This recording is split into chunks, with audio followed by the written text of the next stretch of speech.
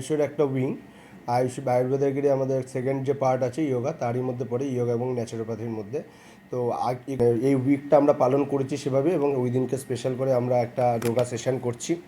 এবং ওখানে একজন যোগা ইনস্ট্রাক্টরকে, আমাদের কাছে অলরেডি এই যোগা ইনস্ট্রাক্টর আগে ছিল না, আমরা নতুনলি দুটো যোগা ইনস্ট্রাক্টর পেলাম, একটা মেল এবং একজন ফিমেল। এবং যার ফলে আমাদের এখানে ইয়োগা হল পূর্ব থেকে আমরা তৈরি হয়ে রয়েছে, এবং সেটা আমরা শুরুও করে দিলাম, এবং তারা এখান থেকে নিয়মিত যোগা প্রশিক্ষণ দেখানো বা কিছু সেগুলো অলরেডি শুরু করবে। এবং ওই দিনকে আমরা একজন বা ইয়োগা ইনস্ট্রাক্টরকেও ডাকা হচ্ছে আলাদা করে, ইয়োগা গুরুকে।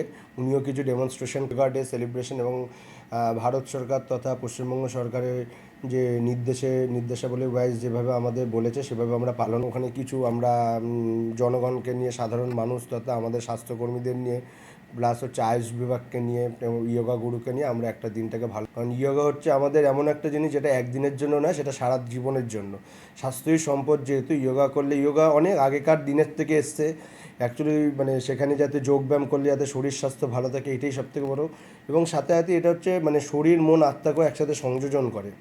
তো সেই জিনিসটার মাধ্যমে আমরা সারা বছরব্যাপী যাতে এটা সম্পন্ন করতে পারি, তারই নিয়ে সেদিনকে আমরা প্রতিজ্ঞাবদ্ধ হব, এবং সারা জীবন যাতে এই জিনিসটা আমরা কন্টিনিউ করতে পারি, সেই জন্য সেই দিকে আমরা এগোবো।